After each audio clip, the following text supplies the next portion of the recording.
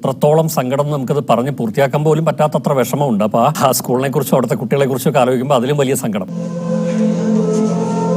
പറയാറില്ലേ, smallest കോഫിൻസ് are the heaviest. അതായത് ശവമഞ്ചങ്ങളാണ് ഏറ്റവും ഭാരമേറുക. അതായത് കുഞ്ഞുങ്ങളുടെ മരണമാണ് ഏറ്റവും കൂടുതൽ ആഘാതം ഉണ്ടാക്കുന്നത്. ഞാൻ സ്കൂളിൽ വരുന്നത് ഒരുമിച്ചാണ് 2-3 പേരും എത്തിയിരുന്നത്.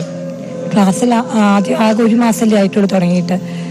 ഇടയ്ക്ക് കുറച്ച് ദിവസം അച്ഛൻ്റെ മരിച്ചിട്ട് അധികം ആയിട്ടുണ്ടായിരുന്നില്ല. അത് ആളെപ്പോഴും മൂടിയായിട്ടായിരുന്നു ക്ലാസ്സിൽ ഉണ്ടാവുക. നല്ല ആക്റ്റീവ് ഒന്നും ആയിരുന്നില്ല. ആള് എപ്പോഴും ലാസ്റ്റ് ബെഞ്ചിൽ പോയിട്ടേ ഇരിക്കുക. ഞാനാണ് പിടിച്ച് എപ്പോഴും ഫസ്റ്റ് പീരീഡിനെ പോയിട്ട് സെക്കൻഡ് ബെഞ്ചിൽ 3rd ബെഞ്ചിൽ കൊണ്ടിരുത്തും. എന്നാലും പിറ്റേ ദിവസം വരുമ്പോഴും ആളെപ്പോഴും ലാസ്റ്റ് ബെഞ്ചിലാണ് പോയിരിക്കുക. ഇപ്പൊ അങ്ങനെ ഹാപ്പി ആയിട്ടുള്ള എപ്പോഴും ഇരിക്കാറ്. അച്ഛൻ മരിച്ചിട്ട് അധികം ആയിട്ടില്ലല്ലോ, അതുകൊണ്ടാണ് ഞാൻ വിചാരിച്ചിട്ടുണ്ടായിരുന്നത്. പിന്നെ ഇടയ്ക്ക് അത് കഴിഞ്ഞിട്ട് ഇപ്പൊ ജൂണിൽ അമ്മയ്ക്ക് സർജറി ഉണ്ടായിരുന്നു. അപ്പോൾ ആൾ കുറച്ച് ദിവസം ലീവൊക്കെ ആയിരുന്നു. അത് കഴിഞ്ഞ് ഇപ്പൊ ഒന്ന് മിങ്കായി തുടങ്ങിയിട്ടേ ഉണ്ടായിരുന്നുള്ളൂ. വെള്ളിയാഴ്ച അന്ന് ആൾ നല്ല ഹാപ്പി ആയിരുന്നു. അപ്പൊ ഞാൻ ചോദിക്കുകയും ചെയ്തു. അതുവരെ ഒന്നും നമ്മളോട് പറയുകയൊന്നും ചെയ്യില്ല, എഴുതാൻ കൊടുത്ത് എഴുതിട്ട് വരും, അങ്ങനെ ഉണ്ടായിരുന്നുള്ളൂ. ഇപ്പൊ വെള്ളിയാഴ്ച ആയിരുന്നു വന്നിട്ട് നല്ലപോലെ ഒന്ന് സംസാരിച്ചത്. അപ്പൊ ഞാൻ ചോദിക്കുകയും ചെയ്തു, നല്ല ഹാപ്പി ആയിരുന്നല്ലോ എന്ന് ചോദിച്ചു. പക്ഷെ അത് ഇങ്ങനെയാവുന്നൊന്നും വിചാരിക്കും. ലാസ്റ്റ് ബെഞ്ചിലാണ് എംലീന ഇരിക്കാറ്. അപ്പൊ ഞാൻ എംലീന ഫ്രണ്ടിൽ പോയി ഇരിക്കുക പറയുമ്പോൾ ഒരു ചെറിയൊരു പുഞ്ചിരിച്ചിട്ട് ഇങ്ങനെ പോയിട്ട് ഇരിക്കും. അത്രയേ ഉള്ളൂ. ടീച്ചറിനടുത്ത് അങ്ങനെ വന്ന് സംസാരിക്കാറില്ല. ഒരു 2 ആഴ്ചയായിട്ടാണ് എൻ്റെ അടുത്ത് വന്ന വിശേഷങ്ങളൊക്കെ പറയും. പയ്യെ ഇങ്ങനെ തോണ്ടിയിട്ട് വന്നിട്ട് ചെരുപ്പ് പുതിയതൊക്കെ വാങ്ങിച്ചു, അങ്ങനെ മെല്ലിയ സംസാരിക്കുള്ളൂ. ചെറിയ സൗണ്ടാണ് അതിങ്ങനെ പയ്യെ നമുക്ക് ചെവി വെച്ച് കൊടുത്താൽ കേൾക്കാവുന്നൊരു സൗണ്ടിൽ അത് ഇതായിട്ട് വന്ന് പറയാറുള്ളൂ. 1.5 മാസം മുമ്പാണ് അച്ഛനെ ഈ കുട്ടികൾക്ക് നഷ്ടമായി. ഒരു വേദനയിലായിരുന്നല്ലോ മക്കള്. അതിന്റെ വേദന ഉണ്ടായിരുന്നു. പിന്നെ അമ്മയുടെ ഓപ്പറേഷനായിട്ട് ഭയങ്കര സങ്കടത്തിലായിരുന്നു.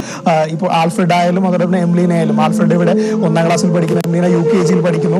2 പേരും ആദ്യ ദിവസങ്ങളിലൊക്കെ സ്കൂൾ ബെഞ്ചിൽ അവസാന ലാസ്റ്റ് ബെഞ്ചേഴ്സ് ആയിട്ടാണ് ഇരിക്കുന്നത്. ആരോടും മിണ്ടാതെ ഒറ്റയ്ക്ക് സങ്കടം കടിച്ചൊതുക്കി ഇരിക്കുന്ന കുട്ടികൾ പതിയെ ഈ സ്കൂളിന്റെ അന്തരീക്ഷവുമായിട്ട് പൊരുത്തപ്പെട്ട് പ്രിയപ്പെട്ട സഹപാഠികൾക്കൊപ്പം സുഹൃത്തുക്കൾക്കൊപ്പം കളിചിരികളോടുകൂടി മുന്നോട്ട് പോകാൻ തുടങ്ങുന്നതിനിടയിലാണ് ഈ ഒരു വലിയ ദുരന്തം ഇവരെ വേട്ടയാടിയത്. ആ ഓട്ടോ ഡ്രൈവറെ നമുക്ക് ഒരുപക്ഷെ അദ്ദേഹത്തിന് സംസാരിക്കാൻ അദ്ദേഹത്തിന് താല്പര്യം, അദ്ദേഹം പറഞ്ഞു, ഞാൻ ഒരു വാക്ക് മിണ്ടിയാൽ കരഞ്ഞു പോകും എന്ന് അദ്ദേഹം പറഞ്ഞിരുന്നു. അപ്പൊ അദ്ദേഹത്തിന്റെ ദൃശ്യങ്ങൾ നമുക്ക് അദ്ദേഹം ദൂരെ മാറി നിന്ന് ഒരുപക്ഷെ ഇങ്ങനെ തലകുനിച്ച് കരയുന്ന ദൃശ്യങ്ങൾ നമുക്ക് കാണാനായിട്ട് സാധിക്കും. ഇവരെ വീട്ടിലേക്ക് എല്ലാ ദിവസവും കൊണ്ടുവന്നിരുന്നത് അദ്ദേഹമായിരുന്നു. 3rd ബെഞ്ചിൽ അവന്റെ ബെസ്റ്റ് ഫ്രണ്ട്